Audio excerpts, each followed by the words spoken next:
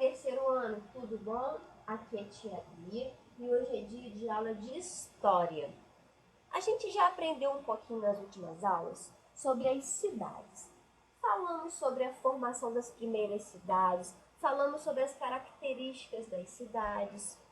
E agora vamos falar um pouquinho sobre as histórias que a cidade conta, porque cidade também tem história para contar.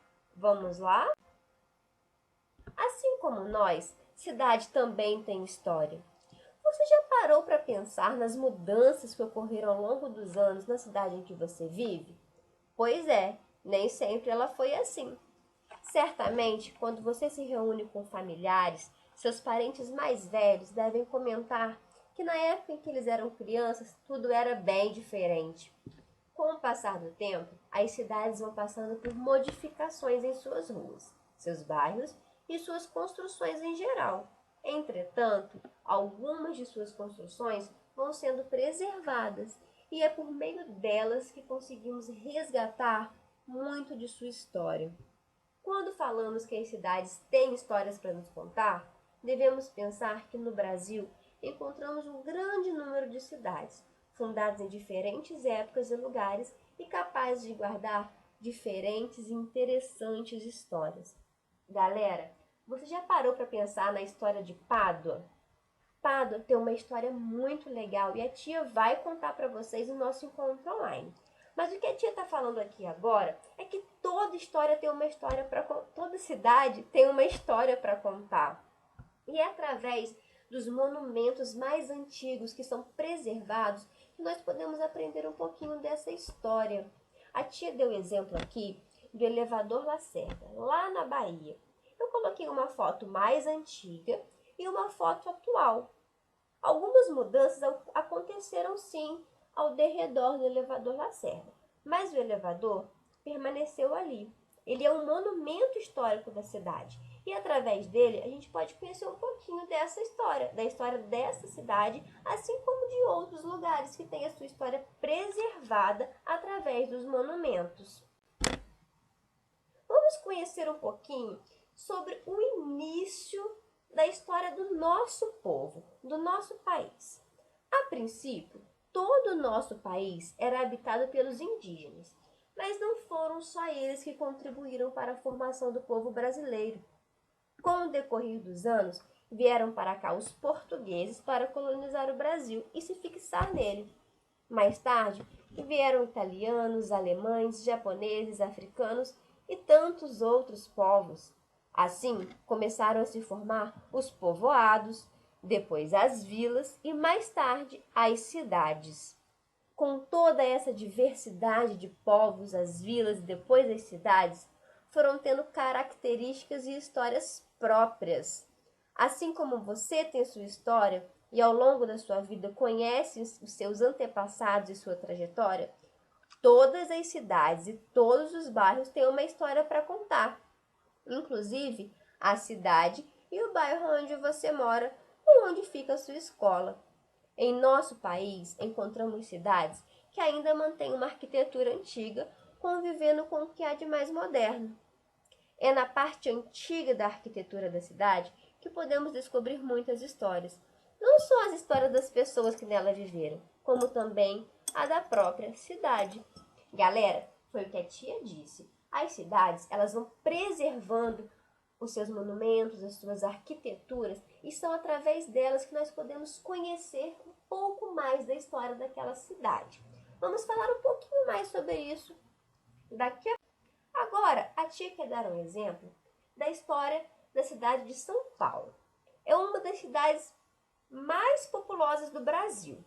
Eu vou contar um pouquinho da história de São Paulo com um exemplo para mostrar o quanto que toda cidade tem uma história. A cidade de São Paulo, fundada há 470 anos, apresenta largas avenidas e um amontoado de ruas e de bairros que formam praticamente outras cidades.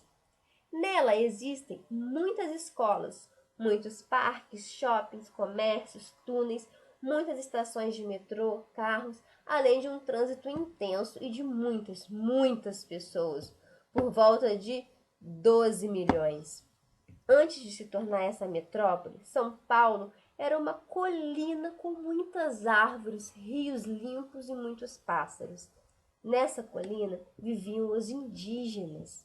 Um dia, vindo da Europa, chegaram os portugueses para morar aqui em nossas terras e colonizá-las. Junto com eles vieram os padres jesuítas, que tinham como missão ensinar seus costumes aos indígenas. Os jesuítas construíram em 1554 uma pequena cabana que serviria de colégio para essa missão. Ao redor da cabana começaram a ser construídas as primeiras moradias. Esse local passou a ser chamado de São Paulo de Piratininga. O tempo foi passando e essa cidade foi crescendo aceleradamente até se tornar uma das maiores cidades brasileiras. O colégio, no decorrer dos anos, foi passando por diversas restaurações, conservando um pouco de seu aspecto original.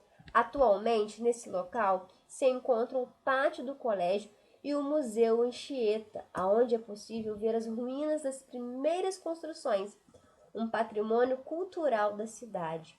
Hoje, ao redor do colégio, se encontra a cidade de São Paulo. Olha que legal, galera! Aqui nós conhecemos um pouquinho da cidade de São Paulo. E assim como São Paulo, diversas outras cidades guardam uma história. Pádua tem uma história e ela também começou com os indígenas. Também tiveram padres jesuítas que vieram até aqui.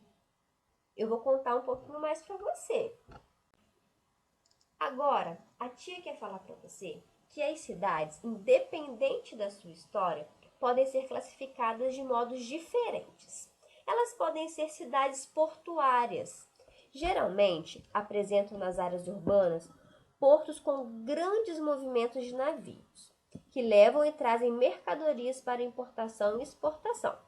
Exemplo desse tipo de cidade: Rio de Janeiro, Santos e Vitória. Temos também cidades turísticas. Sua principal atividade é o turismo, devido às suas belezas naturais e atrações culturais. Exemplo: Rio de Janeiro, cidades praianas do Nordeste, Gramado e Foz do Iguaçu. Temos também as cidades históricas, que apresentam arquitetura, construções e monumentos que contam histórias do seu passado. Exemplo: Ouro Preto, Paraty, Salvador, Santana do Parnaíba. E temos também cidades de imigrantes, fundadas por pessoas que vieram de outros países à procura de espaço onde pudessem preservar sua cultura e seus costumes. Exemplo: Blumenau. Então, aprendemos que as cidades podem ser classificadas como portuárias, turísticas, históricas e cidades de imigrantes. Vamos falar um pouquinho mais sobre isso já já, porque São Paulo não é a única cidade com uma bela história para contar. Além dela, muitas outras cidades trazem histórias sobre sua origem.